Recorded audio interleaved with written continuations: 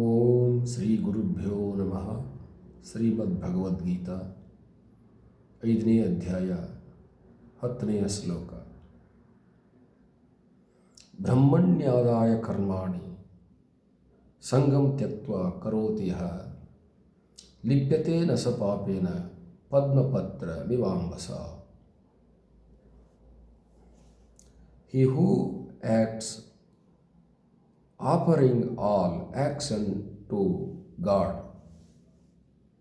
and shaking off attachment remains attached by sin as the lotus leaf by water.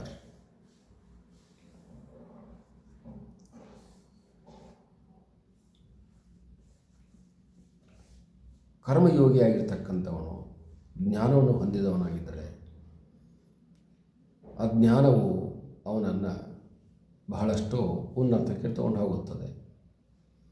ಅವನಿಗೆ ಪಾಪಗಳು ಅಂಟುವುದಿಲ್ಲ ಅಂತ ಹೇಳ್ತಾ ಇದೆ.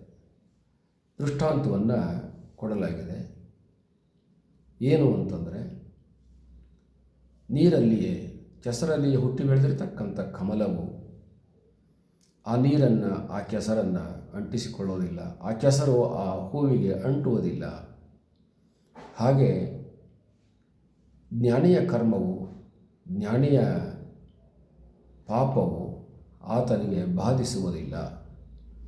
ಜ್ಞಾನಿಯಿಂದ ನಡೆದಿರತಕ್ಕಂಥ ಏನು ಕ್ರಿಯಾಕರ್ಮಗಳಿದೆಯಲ್ಲ, ಅವೆಲ್ಲವುಗಳು ಕೂಡ ಆ ಹೂವನ್ನು ಕೆಸರು ಮುಟ್ಟದ ಹಾಗೆ, ನೀರು ಮುಟ್ಟದ ಹಾಗೆ ಅವನನ್ನು ಪಾಪಗಳು ಬಾಧಿಸುವುದಿಲ್ಲ.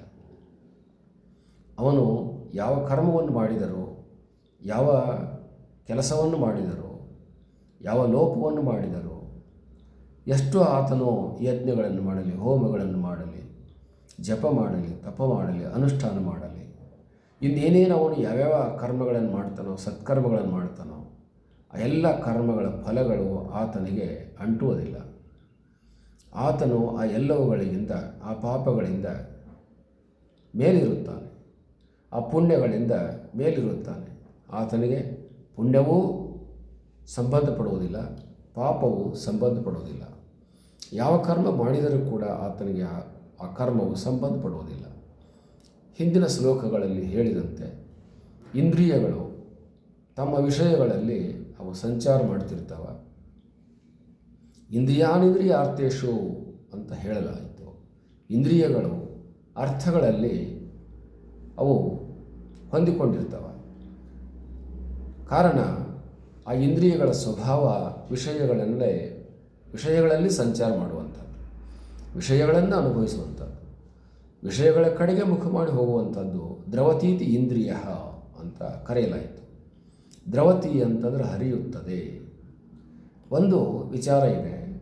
ಚತುರ್ಮುಖ ಬ್ರಹ್ಮನು ಸೃಷ್ಟಿ ನಿರ್ಮಾಣ ಮಾಡಬೇಕಾದಾಗ ಈ ಇಂದ್ರಿಯಗಳನ್ನು ಹೊರಮುಖವಾಗಿ ನಿರ್ಮಾಣ ಮಾಡಿದ. 10 ಇಂದ್ರಿಯಗಳು ಹೊರಗಡೆ ಮುಖ ಮಾಡಿಕೊಂಡು ಇರುತ್ತವೆ. ಅವುಗಳಿಗೆ ಒಳಗಡೆ ಏನು ನಡೀತಾ ಇದೆ ಎಂಬುದು ಗೊತ್ತಾಗೋದಿಲ್ಲ. ಉದಾಹರಣೆಗೆ, ಕಣ್ಣಲ್ಲಿ ಕಸರು ಬಿದ್ದರೂ ಕೂಡ ಆ ಕಣ್ಣು ತನ್ನಲ್ಲಿ ಬಿದ್ದಿರುವ ಕಸರನ್ನು ನೋಡುವುದಿಲ್ಲ, ತೆಗೆಯುವುದೂ ಇಲ್ಲ. ಏನಾದರೂ ತೊಂದರೆಯಾದರೆ ಅನುಭವಿಸುತ್ತದೆ ಅಲ್ಲದೆ ಕೆಲಸ ಮಾಡುವುದು ನಿಲ್ಲಿಸುತ್ತದೆ. ಆದರೆ ಕಣ್ಣಲ್ಲಿ ಬಿದ್ದಿರ್ತಕ್ಕಂಥ, ತನ್ನಲ್ಲಿ ಬಿದ್ದಿರುವಂಥ ಕಸರನ್ನು ತಾನು ತೆಗೆದು ಹಾಕುವುದಿಲ್ಲ. ಹಾಗೆ ಇಂದ್ರಿಯಗಳು ಹೊರಗಡೆ ಮುಖವಾಗಿರುವಂಥವುಗಳಾಗಿರೋದರಿಂದ ಹೊರಗಿನ ವಿಷಯಗಳಲ್ಲಿ ಸಂಚಾರ ಮಾಡ್ತವೆ. ಆದರೆ ಇವುಗಳ ಒಳಗಡೆ ಇರತಕ್ಕಂಥ ಮನಸ್ಸನ್ನಾಗಲಿ, ಬುದ್ಧಿಯನ್ನಾಗಲಿ, ಆತ್ಮವನ್ನಾಗಲಿ ನೋಡುವಂಥ ಶಕ್ತಿ, ಸಾಮರ್ಥ್ಯ ಇಂದ್ರಿಯಗಳಿಗೆ ಇಲ್ಲ. ಮತ್ತು ಇವುಗಳು ಮಾಡಿರ್ತಕ್ಕಂಥ ಕರ್ಮಗಳೆಲ್ಲವುಗಳು ಕೂಡ ಆ ವಿಷಯಗಳಲ್ಲಿ ಸಂಚಾರವಾಗಿ ಹೋಗಿರ್ತವೆ. ಜ್ಞಾನಿಯ ಇಂದ್ರಿಯಗಳು ಅವುಗಳ ವಿಷಯಗಳಲ್ಲಿ ಸಂಚಾರ ಮಾಡಿದರೂ ಕೂಡ ಆ ಇಂದ್ರಿಯಗಳಿಗೆ ಸಾಕ್ಷಿಯಾಗಿರ್ತಕ್ಕಂಥ ಆತ್ಮಜ್ಞಾನಿಯಾಗಿರ್ತಕ್ಕಂಥವನಿಗೆ, ಬ್ರಹ್ಮಜ್ಞಾನಿಯಾಗಿರ್ತಕ್ಕಂಥವನಿಗೆ ಆ ಇಂದ್ರಿಯಗಳು ಮಾಡಿರುವಂಥ ಕೆಲಸ ಕಾರ್ಯಗಳು ಸಂಬಂಧಪಡುವುದಿಲ್ಲ. ಹಾಗಾಗಿ ಇಂದ್ರಿಯಾರ್ಥೇಶು ಎಂದು ಹೇಳಲಾಗಿದೆ. ಈತನು ಎಲ್ಲವನ್ನು ಬ್ರಹ್ಮದಲ್ಲಿಯೇ ಸಮರ್ಪಣೆ ಮಾಡಿಬಿಟ್ಟಿರ್ತಾನೆ. ಬ್ರಹ್ಮಣೀ ಆದಾಯ, ಬ್ರಹ್ಮದಲ್ಲಿಯೇ ತನ್ನ ಎಲ್ಲ ಕರ್ಮಗಳನ್ನು ಸಮರ್ಪಣೆ ಮಾಡಿರುವುದರಿಂದ ಆತನಿಗೆ ನಾ ಲಿಪ್ಯತೆ ನಾ ನರೇ ನರಹ ಅಂಥೇಳಿ ನ ಲಿಪ್ಯತೆ ನರಹ, ಆತನ ಕರ್ಮಗಳು ಆತನನ್ನು ತಲುಪುವುದಿಲ್ಲ, ಆತನಿಗೆ ಸಂಬಂಧಪಡುವುದಿಲ್ಲ, ಆತನು ನಿರ್ಲಿಪ್ತನಾಗಿರುತ್ತಾನೆ ಅಂತ ಅರ್ಥ. ಹರಿ ಓಂ ತತ್ಸತ್.